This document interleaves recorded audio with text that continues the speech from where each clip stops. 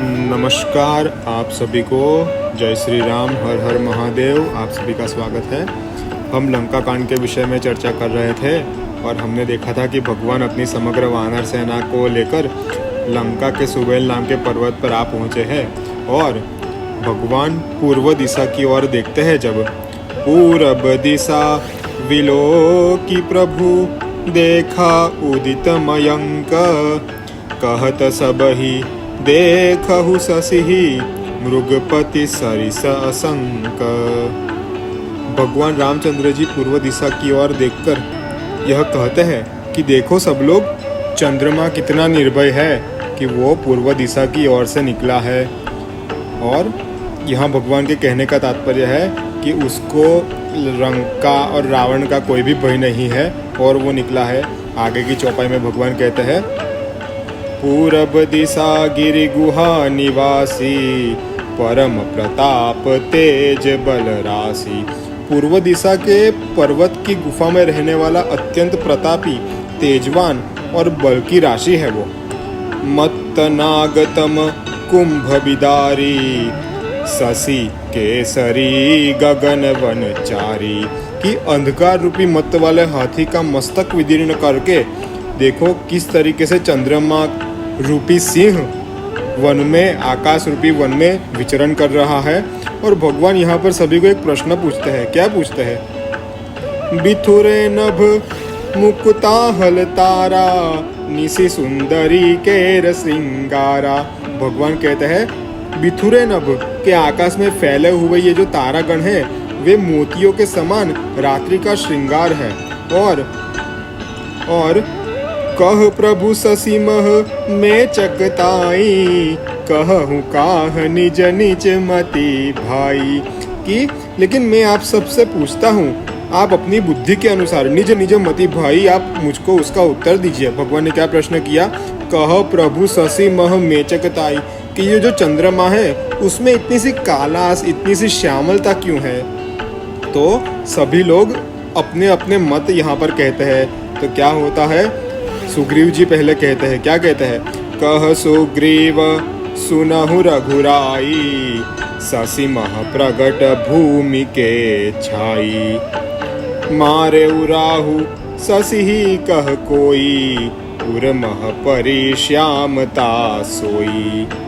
सुग्रीव ने कहा, हे रघुनाथ जी, चंद्रमा में पृथ्वी की छाया प्रकट हो रही है, इसीलिए वो थोड़ा श्यामल दिखता है। किसी और ने क्या कहा?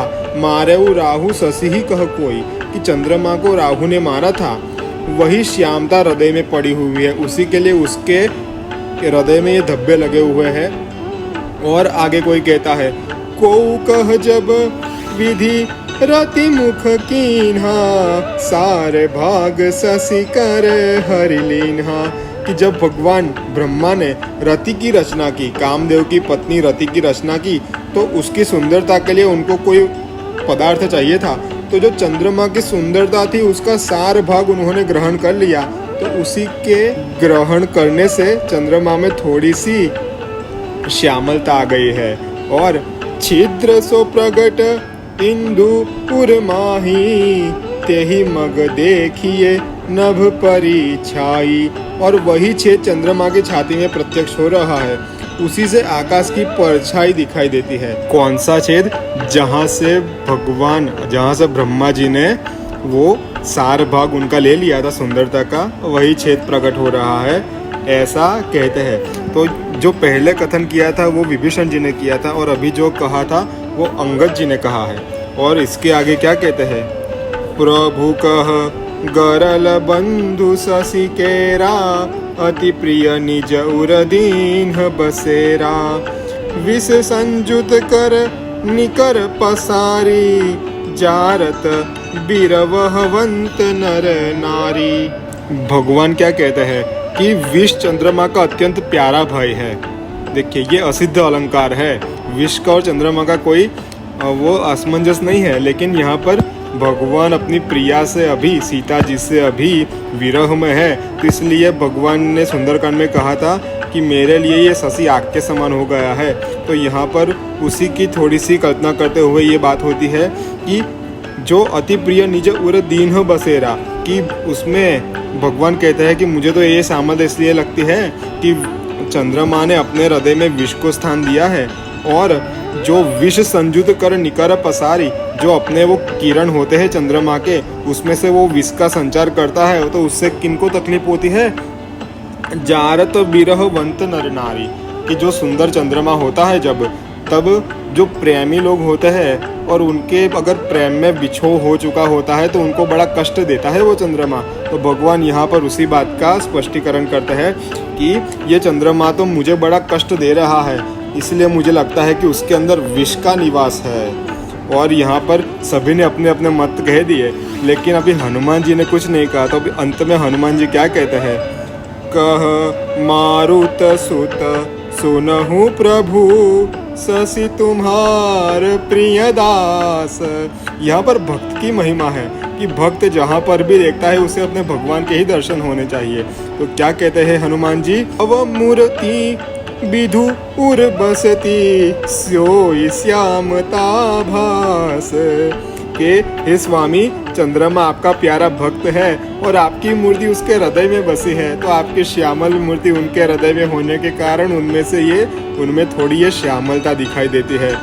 पवन तनय के वचन सुनी, बिहसे राम सुजान, दक्षिण दिशि अवलोकी प्रभु, बोले कृपा निधान।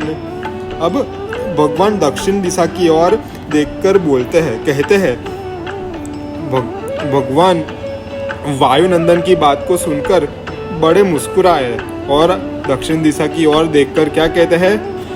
देखो विभीषण दक्षिण आसा, घन घमंड दामिनी विलासा, मधुर मधुर गरजई घन घोरा, वृष्टि होई जनि उपल कठोरा। हे विभीषण, तुम दक्षिण दिशा की ओर तो देखो, ये बादल गर्भ से उमड़े हुए हैं वहां पर, और कैसे बिजली चमक रही है, और मेघ धीमी धीमी भीषण गर्जना भी कर रहे हैं, जैसे कठोर पत्थरों की वर्षा ना हो रही हो। तो भगवान ने जब ऐसा कहा तो विभीषण जी भगवान से क्या कहते हैं? कहई विभीषण सुनहु कृपाला, तड़ित न होई न बारिद माला, लंका शिखर ऊपर आगारा, तह दस कंधर देख अखारा। विभीषण ने कहा, हे कृपालु भगवान सुनिए, यह ना तो बिजली है और ना ही ये मेघों की माला है। लंका की चोटी के ऊपर मंदिर है, वहाँ बैठकर रावण नाच और तमाशा देख रहा है। छत्र मेघडंबर सिरधारी, सोई जनु जलद घटातिकारी, मंदोदरी श्रवण ताटंका, सोई प्रभु जनु दामिनी दमंका। कि उसका जो छत्र है भगवान, उसी से मेघडंबर सिर पर धारण किए हुए है ऐसा मालूम होता है, और मानो अत्यंत काली बादलों की घटा जैसा लगता है। और हे प्रभु, उसमें से जो आपको बिजली दिखाई दे रही है, तो वो बिजली मंदोदरी श्रवणता टंका, कि वो मंदोदरी के कर्णफूल है, उसके कानों के आभूषण है, उसी से बिजली की चमक दिखाई देती है। और आपको जो गर्जना सुनाई देती है, तो वो बाजहि ताल मृदंग अनुपा, सोई रव मधुर सुनहु सुर भूपा, प्रभु मुस्कान समुझी अभिमाना, चाप चढ़ाई बाण संधाना। और हे देवराज, हे देवों के राजन, बाजहि ताल मृदंग अनुपा, कि उसमें अनुपम सुंदर तरीके से वो ताल से जो बाजे बजते हैं, उसी की मीठी ध्वनि आपको भगवान मेघ की गर्जना दिखाई देती है। सोई रव मधुर सुनहु सुर भूपा, उसी का ये सुंदर ध्वनि, उसी की सुंदर ध्वनि आपको सुनाई देती है। तो भगवान मुस्कुराकर समझ गए कि रावण अपने अभिमान प्रकट कर रहा है। तो भगवान की ये विशेषता है कि वो किसी का भी अभिमान नहीं रहने देते, उनका अभिमान निकाल देते हैं। तो प्रभु मुस्कान समुझ अभिमाना, और क्या किया भगवान ने? चाप चढ़ाई बाण संधाना, भगवान ने हाथ में धनुष लेकर बाण चढ़ा दिया। छत्र मुकुट तातंक तब हते एक ही बाण, सबके देखत मही परे मर मन को जान। भगवान ने बाण निकाला, बाण चला दिया, और कब बाण वहां पहुंचा और रावण का छत्र, मुकुट और मंदोदरी के कान के आभूषण सब एक ही बाण में नीचे गिर गए। सबके देखत मही परे, सभी के देखते देखते धरती पर पड़ गए। मरम न कोई न जान पाया कि ये क्या हुआ और क्यों। मंदोदरी, रावण का छत्र और रावण का मुकुट गिर गया। मरम न कोई जान। अस कौतुक करी राम सर, प्रभिसेउ आई निशंक। रावण सभा सशंक सब, देखी महारस भंग। जो इतना सुंदर तमाशा चल रहा था उसमें ये कैसा भंग हो गया, ये देखकर सभी लोग सशंकित हो गए। और ऐसा कौतुक, ऐसा कुतूहल करके भगवान का बाण अस कौतुक करी राम सर, प्रभसिव आई निशंक, और वो वापस भगवान के तुलीर में आकर प्रवेश कर गया। कंपन भूमि न मरुत बिसेखा, अस्त्र शस्त्र कछु नयन न देखा। सोच ही सब निज हृदय मझारी, असगुन भय भयंकर भारी। न तो ये धरती कंप हुआ, ना ही कोई जोर से हवा चली, ना ही किसी ने कोई अस्त्र देखा, ना ही किसी ने कोई अपने आंखों से कोई शस्त्र देखा। सब अपने हृदय में सोचकर बड़े सशंकित हुए कि ये बड़ा भारी असगुन कैसे हुआ। जब रावण ने देखा, 10 मुख देखी सभा भय पाई, बिहसी बचन कह जुगति बनाई।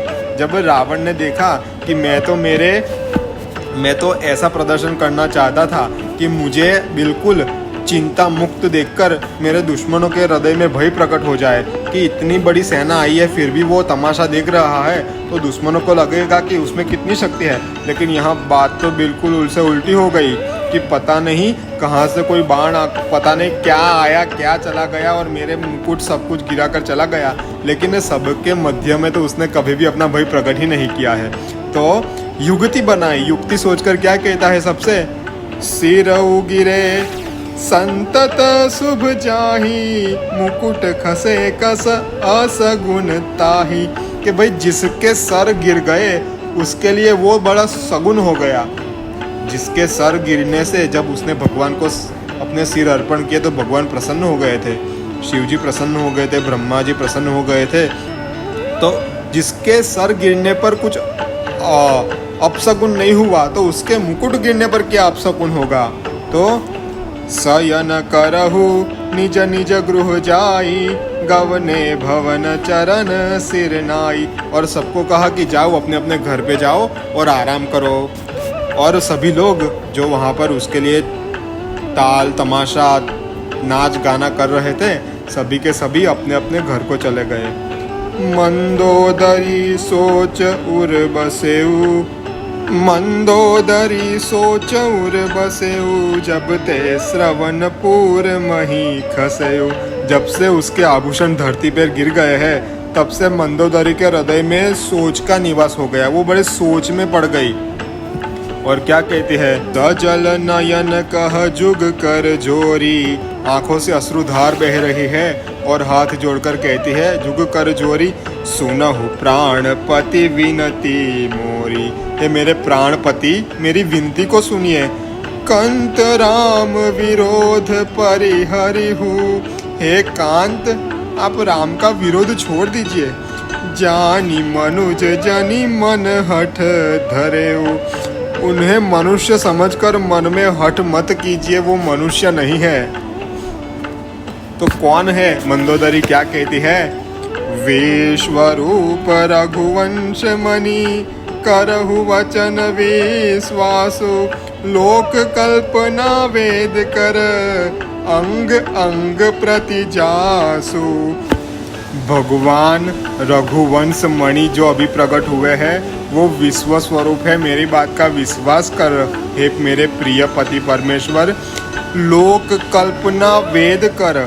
ये सभी जो लोक है वेद ऐसी कल्पना करते हैं कि वो सारे के सारे लोक उनके एक एक अंग में निवास करते हैं। इतना विशाल उनका स्वरूप है, वो मनुष्य नहीं है।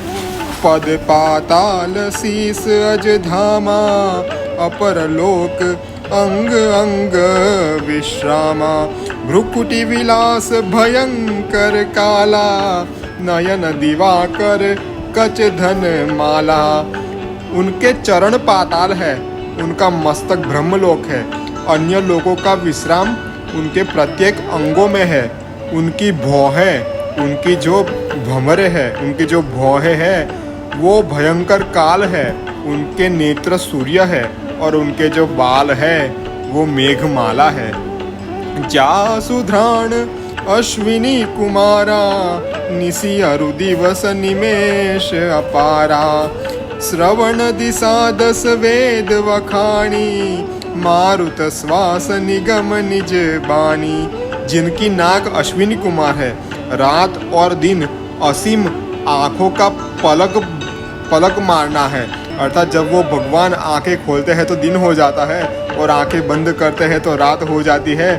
वेद कहते हैं कि दसों दिशाएं कान है, पवन उनकी श्वास है और वेद स्वतः ही उनकी वाणी है।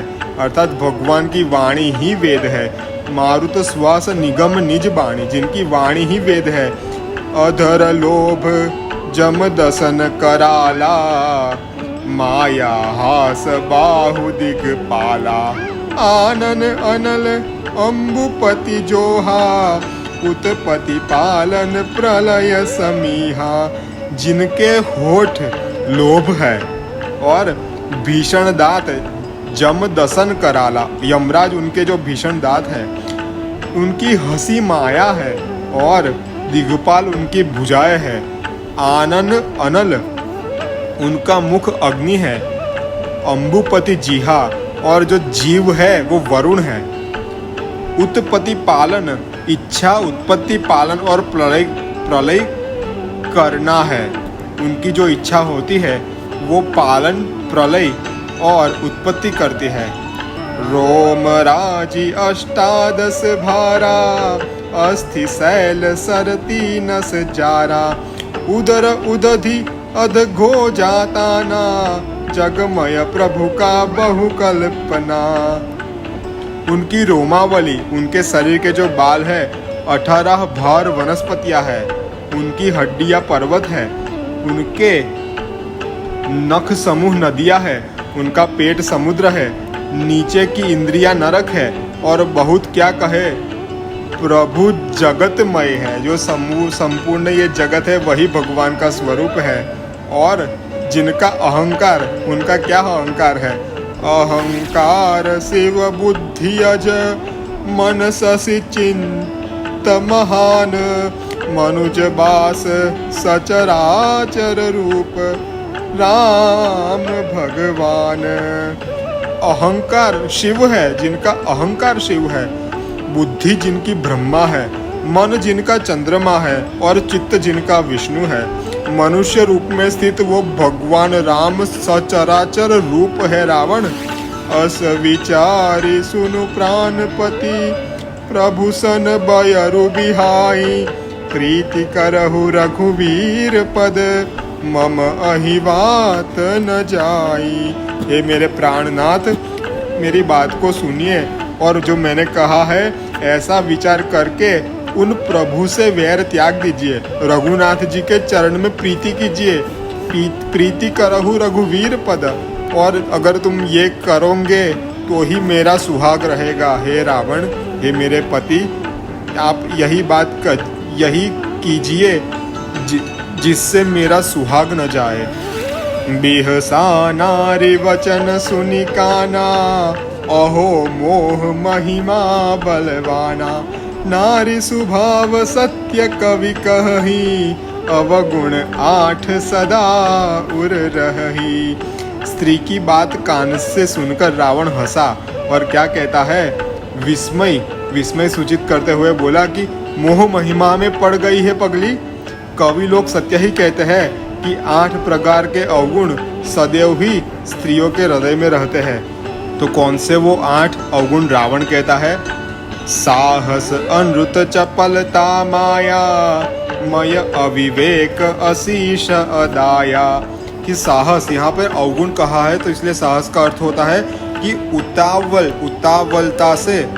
उतावलता से कुछ बिना विचारे काम करना। अनुरुत यानी कि झूठ, चपलता यानी कि चंचलता, माया यानी कि छल, भय यानी कि डर, अविवेक, असोच, अपवित्रता और निर्दयता, अदाया। रिपुकर रूप सकल त्यागावा, अति विशाल भय मोहि सुनावा।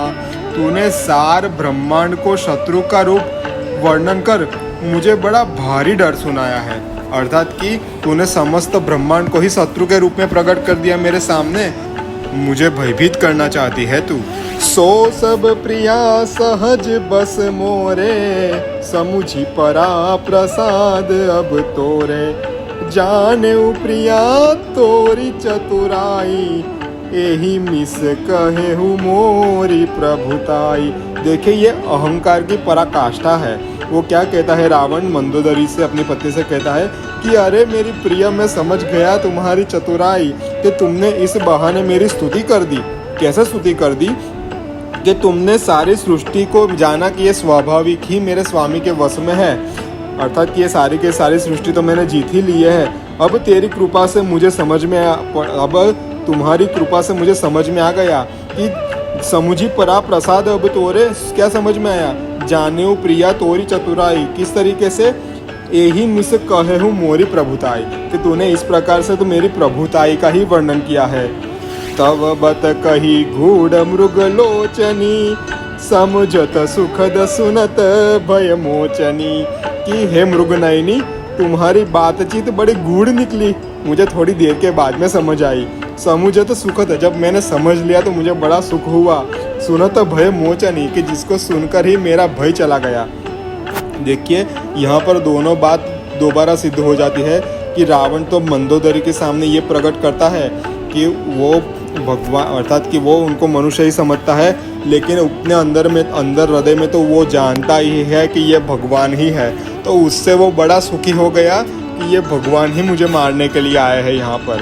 तो यहाँ पर दोनों बात हो जाती है।